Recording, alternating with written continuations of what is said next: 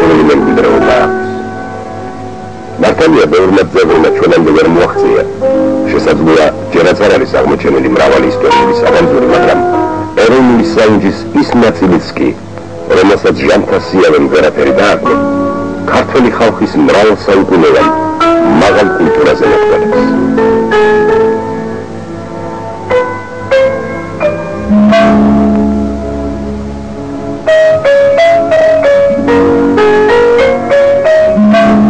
ქართული კულტურის უძველეს ძეგლთა შორის განსაკუთრებული ადგილი უჭირავს ქართულ წიგნს.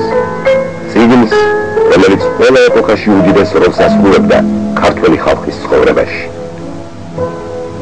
ამ ფილმში სწორედ ქართულ წიგნზე გსურს გესაუბროთ.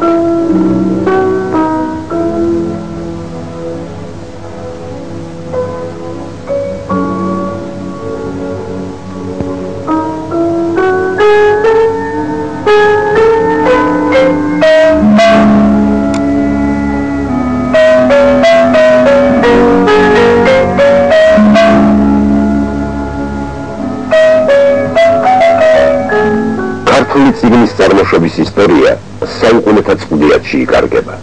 ქართული დამწერლობის უძველესი ნიმუშების შემონახულია ბოლნისის სიონისა და მცხეთის ჯვრის მონასტრის წარწერებში.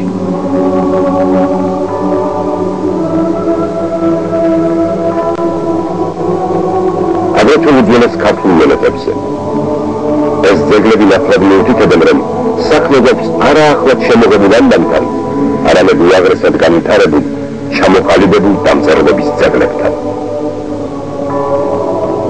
ქართულ წიგნს სპეციალურად მომზადებული გადამწერლები ამრავლებდნენ. გადამწერლის შრომა ძალზე დიდ დროსა და რაც მთავარია, უდიდეს ოსტატობას მოითხოვდა. დღესაც გაოცებას იწვევს მაღალი კალიგრაფიული ოსტატობით შესრულებული ქართული ხელნაწერი ფოლიანტები. საქართველოს ისტორია კი თითქმის არაფერს ამბობს ამ საქმის ოსტატთა შესახებ. გადაწერილი წიგნების ღირებულება ძალზე მაღალი იყო, ხოლო რაოდენობა მცირე. შემოსეული მტერი კი პირველ რიგში ხალხის სულიერ საუნჯას წიგნის ანადგურებდა. ვინც ის რა დიდი ეროვნული საგანძური განადგურდა ბარბაროსული შემოსევების დროს. თუნდაც 1551 წელს, როდესაც სპარსელებმა ვარძიის უმდიდრესი წიგნსაცავი გადასცეს. ვინც ის რამდენი უნიკალური ხელნაწერი ჩაიფერხლა დამპყრობთა კოცონებში.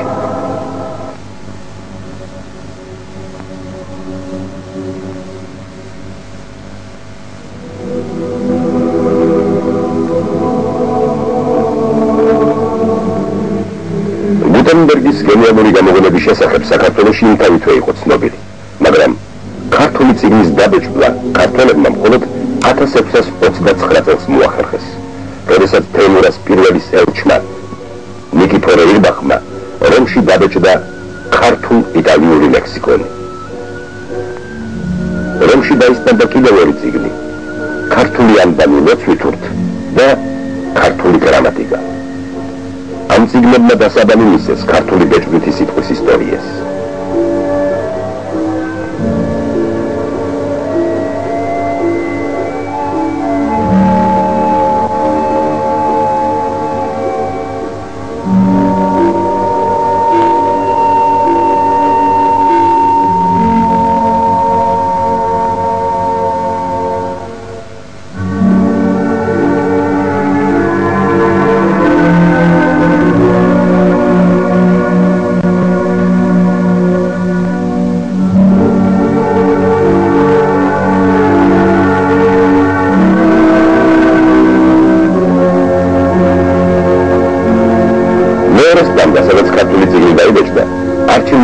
მოსკოვში მოწყობილი სტამბა საამქრო იყო.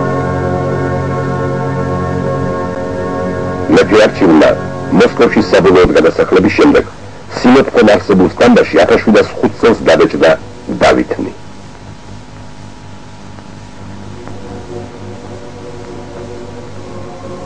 მე-17-18 საუკუნეებში იწყება ქართული მწერლობის აღორძინება. მეფე ვახტანგ მეექვსემ და სულხან საბა-ორბელიანმა აღადგინეს ძველი ხელნაწერები, ძეგლები, მეცნიერება. მეფე ვახტანგმა მტკიცედ გადაწყვიტა ქართული სტამბის დაარსება და ამ მიზნით დახმარებას თხოვა რუმინეთში მოღვაწე ანთიმოზ ივერიელს. ანთიმოზ ივერიელის მიერ გამოგზავნილმა მოსტამბემ პირველი ქართული სტამბა დააარსა, სადაც 1709 წელს დაიბეჭდა სახარება.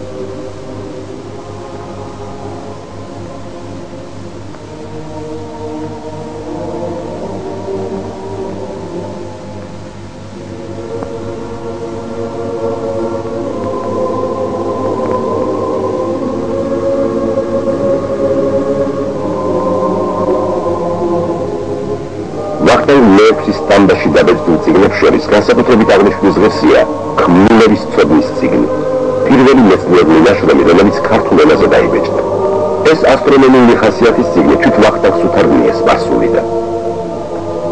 მიუხედავად სამღვდელოების დიდი წინააღმდეგობისა, ვახტანგ მეექვსემ და სულხან საბა-ორბელიანმა 1712 წელს სტამბაში შოთა რუსთაველის უკვდავი ქმნილების ვეფხვის ტყაოსნის დაბეჭდვაც კი მოახერხეს. სულ ვახტანგ მეექვსის სტამბაში 20 წიგნი დაიბეჭდა.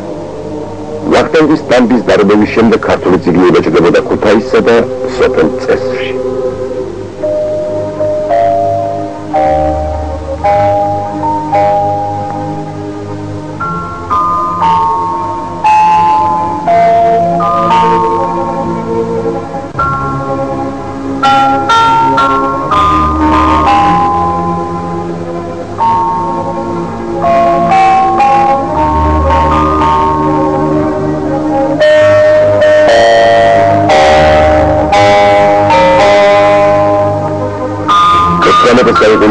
ნახევარში იწყება ქართული წიგნის ბეჭდვის აღმავლობა. სალიტერატურო ასპარეზზე გამოდიან ილია ჭავჭავაძე, აკაკი წერეთელი, ალექსანდრე ყაზბეგი, ვაჟა ფშაველა.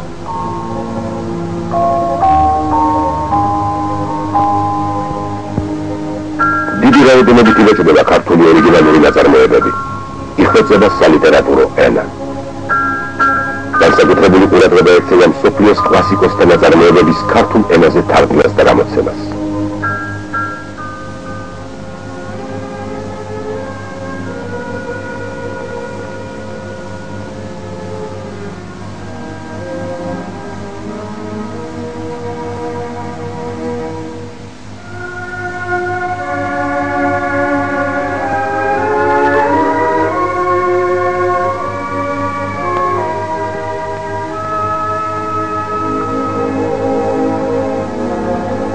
ამიერიდან ქართული ნაბეჭდი წიგნი აღარ არის ერთეულთა საკუთრება. იგი ფართო მასებში იკვლევს გზას. ამავე პერიოდში ქართული წიგნები იბეჭდება პარიზსა და მონტოდანში, ვენეციასა და სტამბოლში. ქართული წიგნი ნამდვილ აყვავებას აღწევს საბჭოთა ხელისუფლების დამყარების შემდეგ. დიდი ტირაჟით იბეჭდება მარქსიზმ-ლენინიზმის კლასიკოსთა შრომები.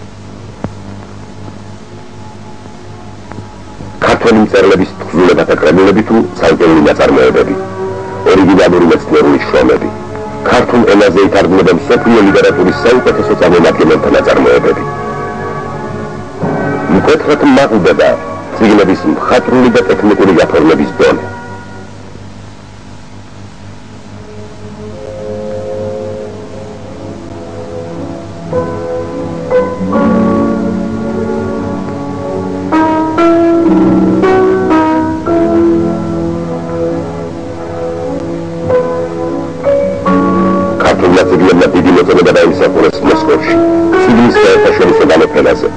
სადაც საუკეთესო ქართულ გამოცემებს პრემიები მიენიჭა.